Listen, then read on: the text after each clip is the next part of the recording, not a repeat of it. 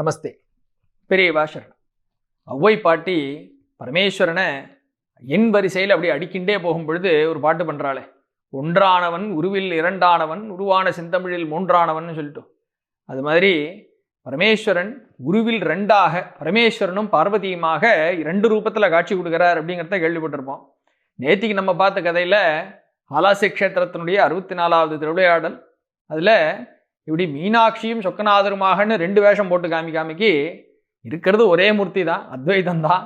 அங்கே 2 இப்படி காமிக்கி சொக்கநாதரும் அதே சிவனாக இருக்கக்கூடிய இன்னொரு அம்சமாக சாட்சிநாதேஸ்வரரும் அப்படின்னு இந்த 2 வடிவமாக பக்தர்களுக்கு காட்சி கொடுத்தாருங்கிறத பார்த்துன்னு வந்தோம்.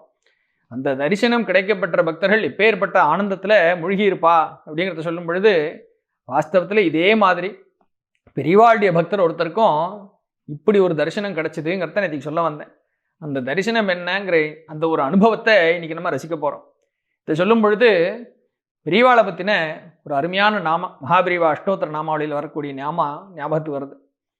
பக்தர்கள் மனசில் இருக்கக்கூடிய நல்ல சத்தான ஆசைகள், அதாவது பக்தனும் நல்ல சத்தான பக்தனாக இருக்கணும், அவன் மனசில் நினைக்கிறதும் சத்தான விஷயமாக இருக்கணும். அப்படி இருந்துதானாக்கா நினைச்ச மாத்திரத்தில் அந்த ஆசையை நிறைவேற்றக்கூடிய அனுகிரகத்தை பெரியவா கொடுக்குறா அப்படின்னு சொல்லி ஒரு நாமா வருது.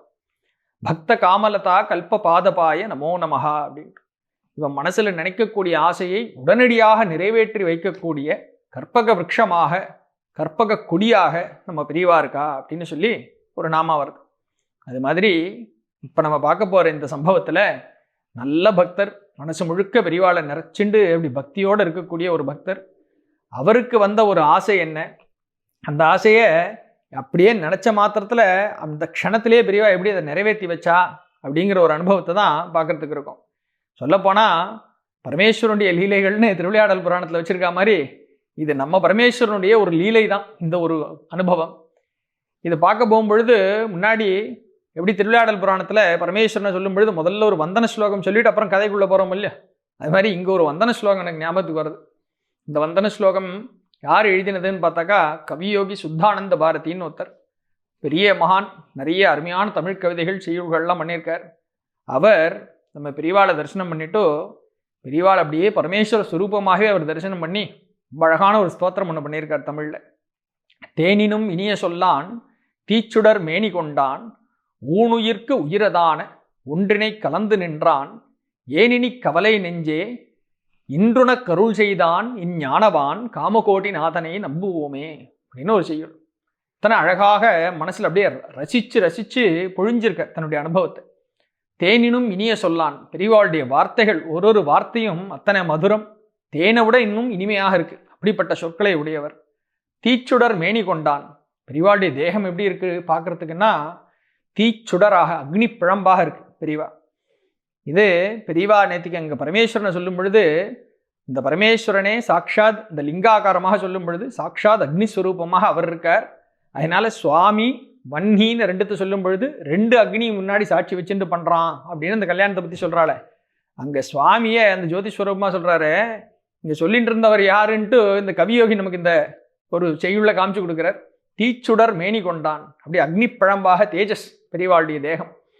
அடுத்ததுல ஊனுயிர்க்கு உயிரதான ஒன்றினை கலந்து நின்றான். ஊன் உயிர்க்கு எல்லாத்துக்கும் உயிராக என்ன இருக்குன்னா ஒன்றே ஒன்றாக இருக்கக்கூடிய அந்த பரம்பொருள் தத்துவம், அந்த தத்துவமாக அதிலேயே கலந்து நிற்கிறவராக விரிவா இருக்கா. இவர் இருக்கும் பொழுது உனக்கு என்னதான் கவலை, ஏனினி கவலை நெஞ்சே இன்றுனக்கு அருள் செய்தான் இஞ்ஞானவான். இன்னைக்கு இதோ இப்போ நினைச்ச மாத்திரத்துல உனக்கு அருள் பண்ணினான் இந்த ஞானவான். அப்படிப்பட்ட ஞானவான் யாரு, இந்த காமகோட்டி நாதனை நம்புவோமே, அவர் பாதங்களே சரணாகத்தின்னு அடைஞ்சிடுவோம், வேற எந்த கவலையும் வேண்டாம் அப்படின்ட்டு கவியோகி சொல்றார். இதே மாதிரி நம்பின்னு இருந்த ஒரு பக்தருடைய அனுபவம் தான் இப்போ பார்க்க போகிறோம். இந்த சம்பவம் பெரியவா கலசப்பாக்கம்னு சொல்லக்கூடிய ஊரில் கேம்ப் இருக்கும் பொழுது நடந்ததாக இந்த சம்பவத்தை பற்றி விவரம் கொடுக்கப்பட்டிருக்கு. சுமாராக 1966 நடந்திருக்கணும். ஏன்னா அந்த வருஷம்தான் மே மாதம் 21லேருந்து 29க்குள்ளே பெரியவாளுடைய கேம்ப்பு கலசப்பாக்கம், போலூர், திருவண்ணாமலை அந்த ஏரியாவில் பெரியவாளுடைய கேம்ப் இருந்திருக்கு. அதனால் அங்கே நடந்திருக்கணும் இந்த சம்பவம். சம்பந்தப்பட்ட பக்தர் யாருன்னு பார்த்தாக்கா போலூர் சுப்பிரமணிய ஐயர் அப்படின்னு ஒரு போஸ்ட் மாஸ்டர், ரொம்ப ஸ்ரத்தையான ஒரு பக்தர். அதாவது பெரியவா சொன்ன வழியிலேயே தம் வாழ்க்கையை வச்சுக்கணும் அப்படின்னு சொல்லிட்டு ரொம்ப தன்னுடைய ஆசைகளை குறுக்கிண்டு ஆனால் அனுஷ்டானங்களை பெருக்கிண்டு சிக்க வச்சுண்டு திரிகால சந்தியாவந்தனம் பண்ணிட்டு பெரியவா சொன்ன வழியில் வாழ்க்கையை நடத்திட்டு இருக்கணும்னு இருந்துட்டு இருந்த ஒரு பக்தர். அந்த பக்தருக்கு பெரியவாளை தரிசனம் பண்ணணும்னு ஒரு ஆசை. அன்னைக்கு ஒரு நாள் இப்படி கிளம்பி வந்துட்டார். பெரியவா கேம்ப் அங்கே கலசப்பாக்கத்தில். அவர் பெரியவாளை தரிசனம் பண்ணணும்னு வர்ற நேரமாக பார்த்து பெரியவா அங்கேருந்து கிளம்பி அங்கே இருக்கிற ஈஸ்வரன் கோயிலுக்கு போகிறது அப்படின்னு ஆரம்பிச்சிட்டா. ஸோ இவர் வந்துட்டு இருக்கார். கேம்புக்கு போகணும்னு போகிறதுக்குள்ளே ஒரு குரூப் கிளம்பி வாக் பண்ண ஆரம்பிச்சிட்டா. வெளியில் ஜனங்கள்லாம் போகிறாளே, ஒரு கூட்டம் நடக்கிறதே, பெரியவாளாக இருக்குமோ அப்படின்னு இவர் விறுவிறுன்னு வரார். அடடா பெரியவாளை இங்கே பார்க்காம விட்டோமே தரிசனத்தில் அப்படின்ட்டு பின்னாடியே வரார். வந்தாக்கா கொஞ்சம் தூரத்தில் தெரிஞ்சுடுத்து பெரியவா தான் போயின்னு இருக்கா அப்படின்னு தெரிஞ்சுடுத்து. இங்கேருந்து பார்க்குறார் சுப்பிரமணிய ஐயர். மனசு முழுக்க அத்தனை பக்தியோ இல்லையோ, தூரக்கேந்து அப்படி பார்த்த உடனே பெரியவாளுடைய அப்படி ரோஜாப்பூ மாதிரியான அந்த பாதங்களை பார்க்குறார். தாமரை மலர் பாதம் அப்படிங்கிறோம். அந்த பாதங்களை அப்படியே கண்ணால் பார்த்த உடனே மனசு முழுக்க அவருக்கு நிறையிறது, கண்ணு நிறையிறது. இந்த பாதங்களை தரிசிக்கிறதுக்கு எப்பேற்பட்ட பாக்கியம் நமக்கு அப்படின்னு நினைக்கிறாராம். கூடவே பெரியவா அந்த பாதுகைகளை போட்டுன்னு இப்படி நடப்பாளே, அந்த பாதுகையும் பார்த்துட்டு ஆஹா இந்த பாதுகையை தொடரத்துக்கு ஸ்பர்சிக்கிறதுக்கு நமக்கு ஒரு பாக்கியம் கிடைக்காதா? இந்த ஜென்மாலே இது தொடரத்துக்கு ஒரு பாக்கியம் கிடைச்சி கொடுத்தானா இந்த ஜென்மா இல்லை, இனிமே ஜென்மாவே இல்லைங்கிற ஒரு சந்தர்ப்பம் நமக்கு வாய்ச்சிடுமே. சரி நமக்கு எப்போ இப்படிப்பட்ட அனுகிரகம் கிடைக்குமோ தெரியல அப்படின்னு நினச்சிட்டு மனசார அப்படி பெரியவாளை ஸ்மரிச்சுண்டு கிடுகிடுன்னு அந்த கூட்டத்துக்கு பின்னாடியே போய் ஜாயின் பண்ணிக்கணும்னு போகிறார். அதுக்குள்ளே இவா நடந்த வழியில் ஈஸ்வரன் கோயில் வந்தாச்சு.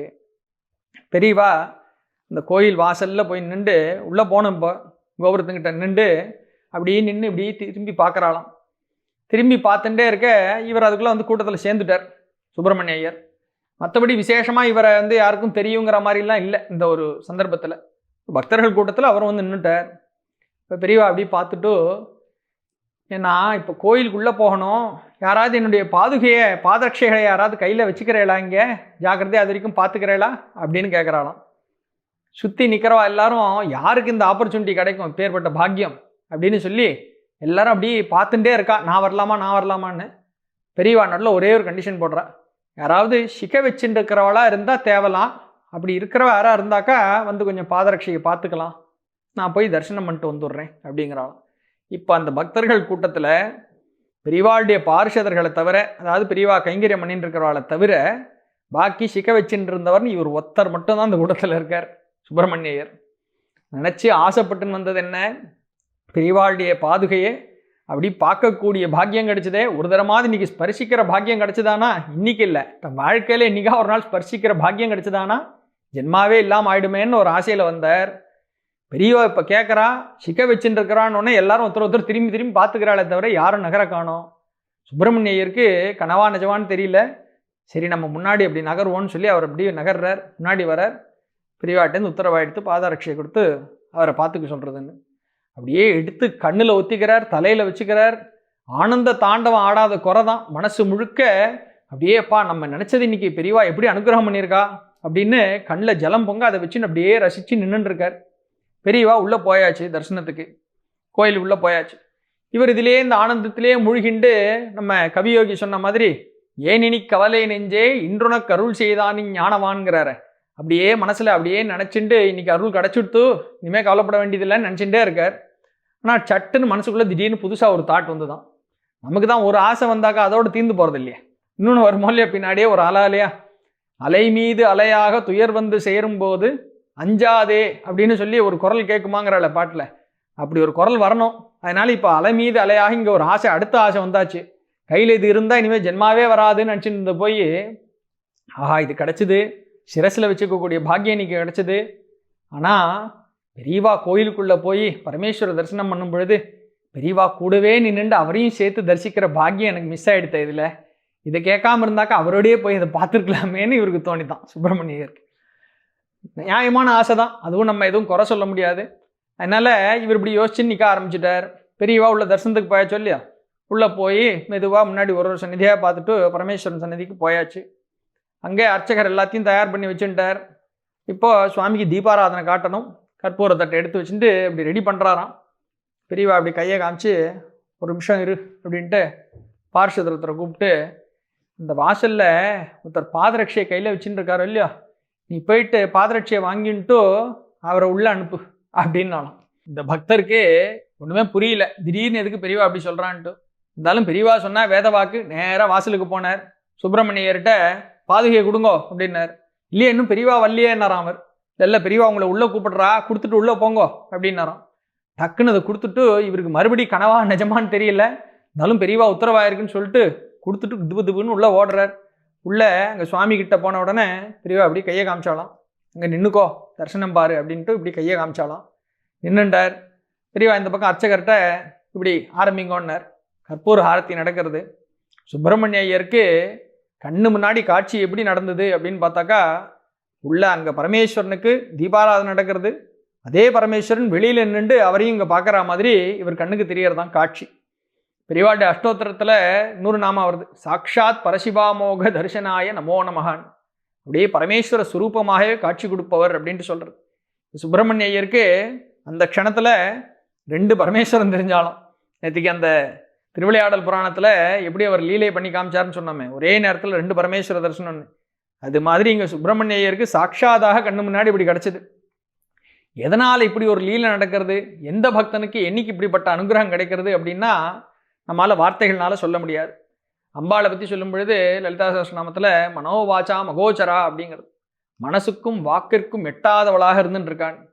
பெரியவா வேற யார், சாட்சாத் அதே காமாட்சி தானே. வாக்குக்கு எட்டாதவராக திருமந்திரத்தில் சொல்லும் பொழுது அவர் பரமேஸ்வரனை பற்றி சொல்கிறார் திருமூலர்.